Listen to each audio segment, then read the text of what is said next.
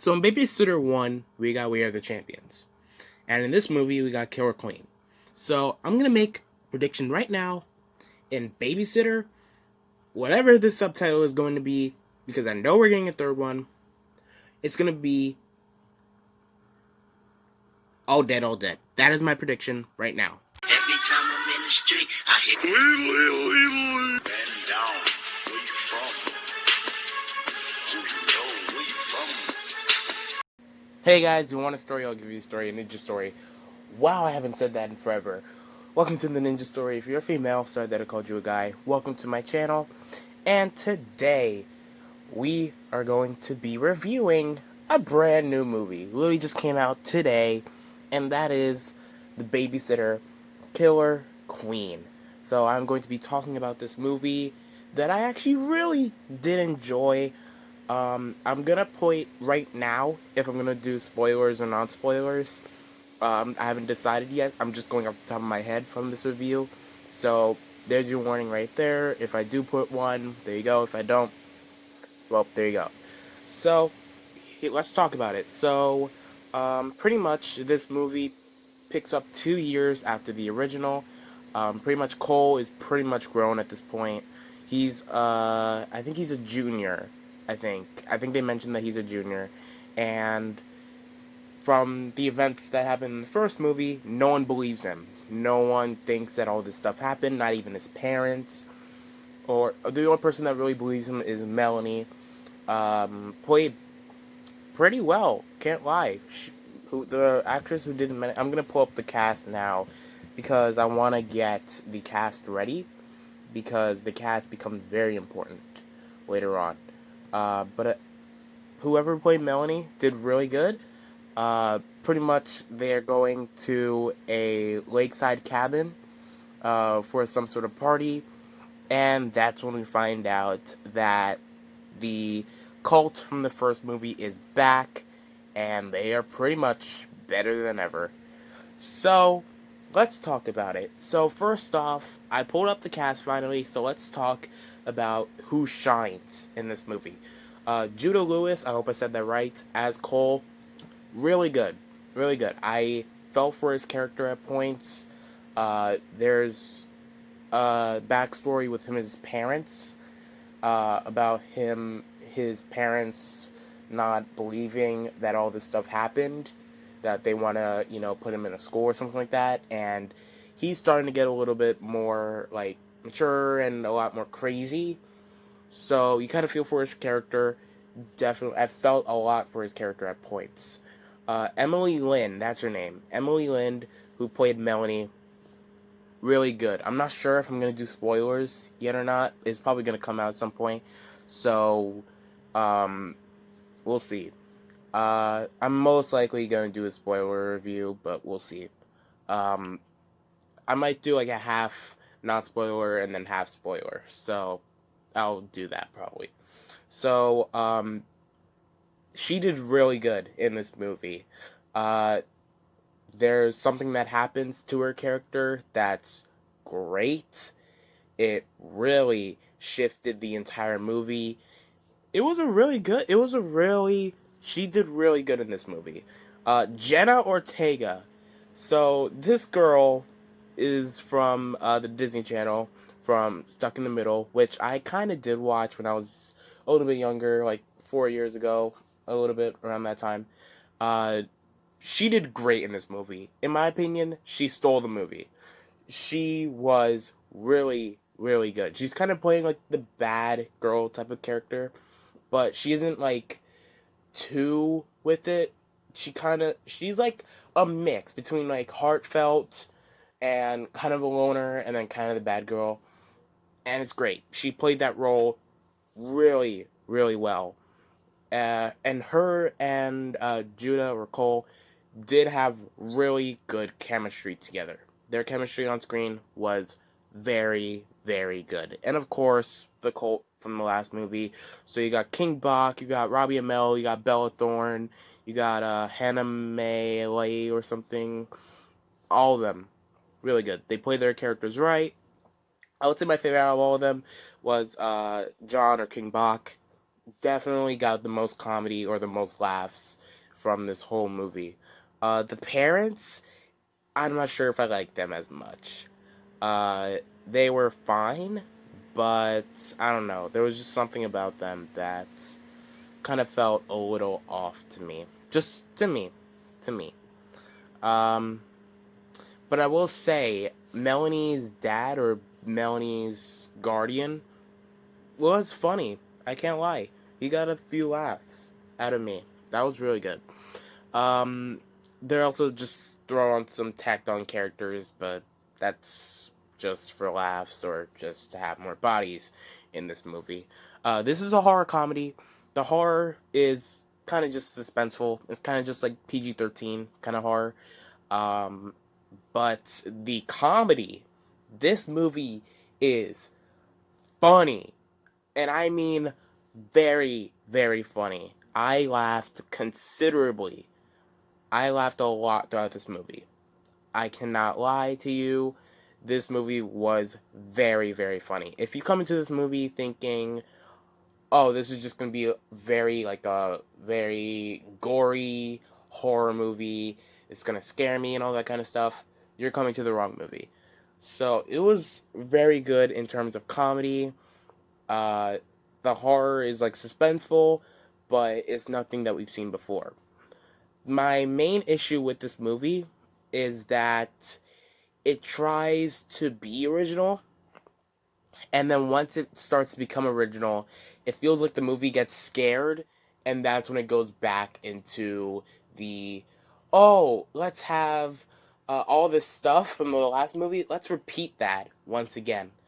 So pretty much you're just gonna get pretty much everything that you remember from the first movie, besides the kills, is gonna happen once again. So if you've seen the first movie, you would know, for example, Allison gets shot in the boob. Like she gets shot in the boob. So when this is in the trailer, when she finds Cole, she shoots at a rock and hits her once again right there. So it kind of, there's a lot of originality. There's a lot of originality in this movie, but at points when it feels like, oh, I'm not sure if people are gonna like this.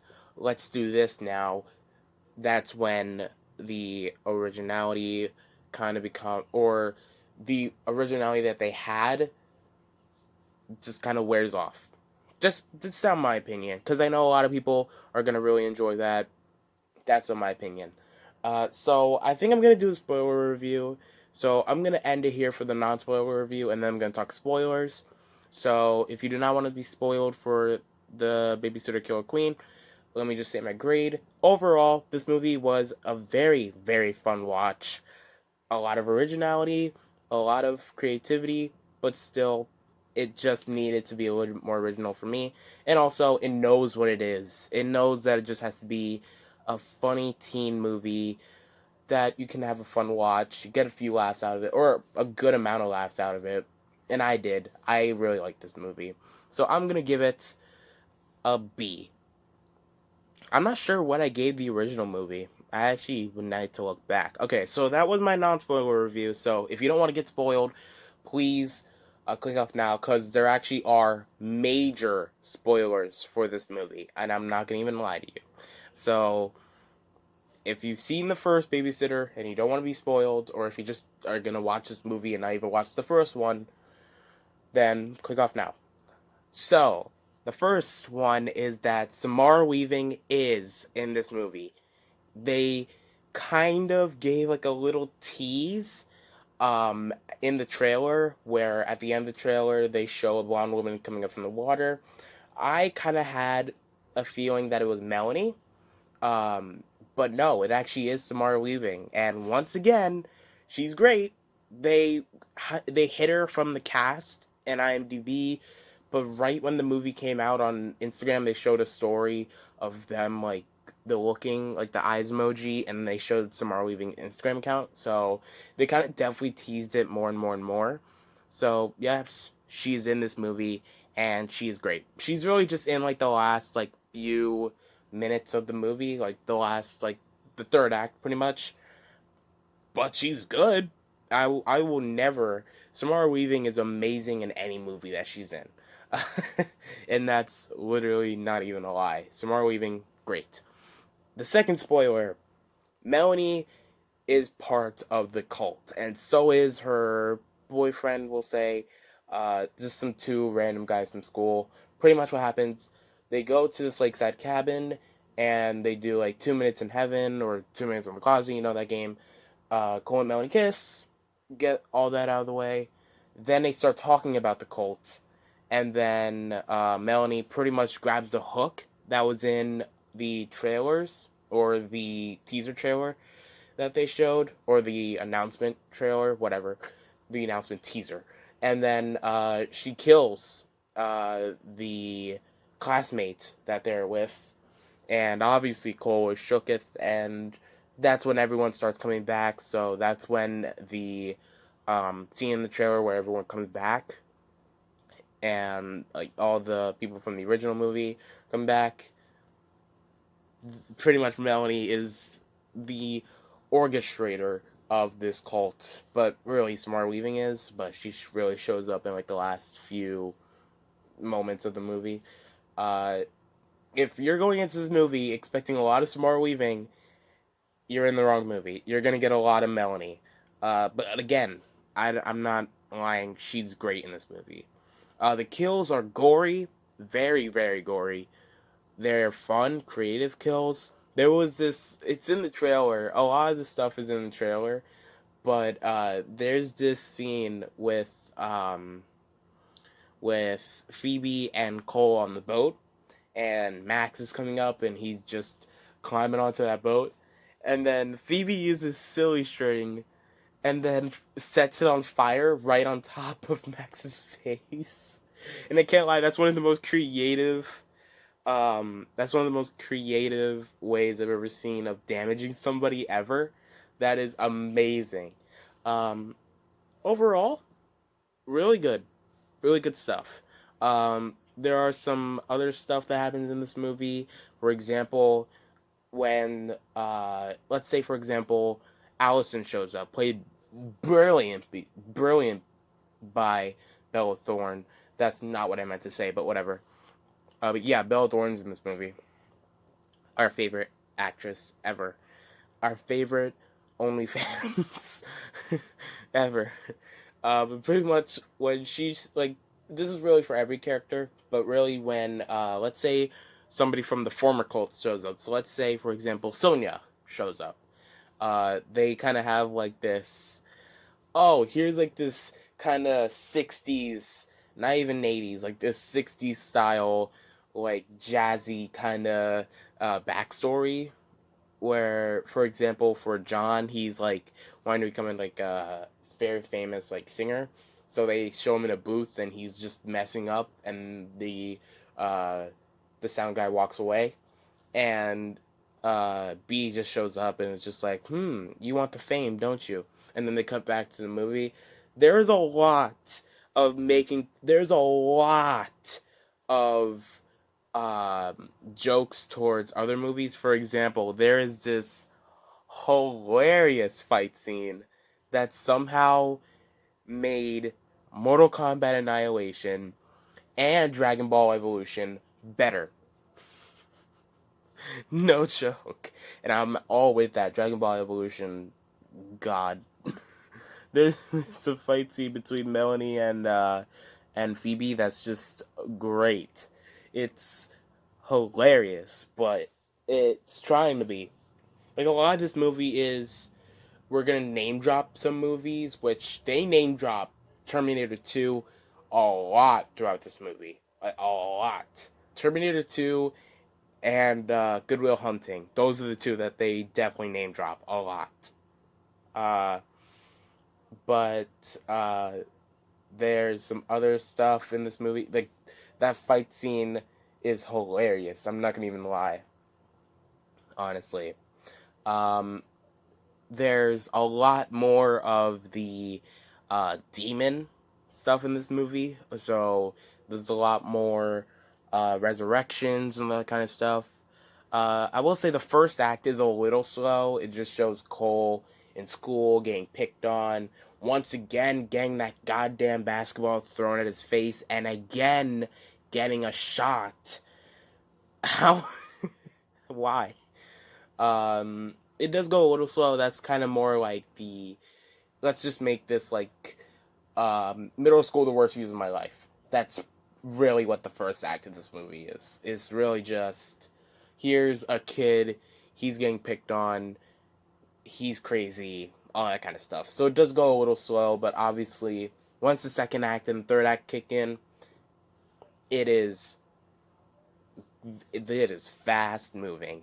Um, there is a part in the third act where Cole's dad gets brought in from Melanie because she kind of, like tricks him into coming here, and then it's not that Cole's dad is in the cult, but because Cole's parents want to put Cole into like a kind of like a mental hospital, like psychiatrist or whatever, uh, he knocks him out. He gives him a drug shot, and Cole gets knocked out. And I can't lie, Cole in the car or whatever, and the dad just waiting for gas, it just felt a little bit slow. I can't lie. It just felt a little bit too slow for something that was just really ramping up. It was really ramping up the suspense, the intensity, the comedy, the action, all that kind of stuff, and it just kind of slowed down a little bit, and that kind of ruined the momentum. It definitely did pick up once Samara Weaving came back, but during that little scene, it definitely, the momentum kind of got a little bit ruined. That's how I felt, at least. So yeah, those are my thoughts on the Babysitter Killer Queen. Actually, one more thing that I want to say. Phoebe's backstory is pretty good. I can't lie. Phoebe's backstory, they did it really well. They kind of show it in like spurts throughout this movie. They kind of show like 1 second when she says a word. They'll show like a flashback because all that means something to her backstory. But the backstory is really good. Alright, so that is it. Thank you guys for watching. Uh, I'm trying to think. I'm most likely gonna watch Mulan tomorrow. I'm pretty sure. And then hopefully I can watch Tenet this weekend, and I might do a review for both. So thank you guys for watching. What did you guys think of the Babysitter Killer Queen? Let me know down below. I really enjoyed it, but I can't put it like an A+. It's not that type of movie. So I would love to hear your guys' opinion. I will see you guys in the next video. And remember, the story is always right. Adios.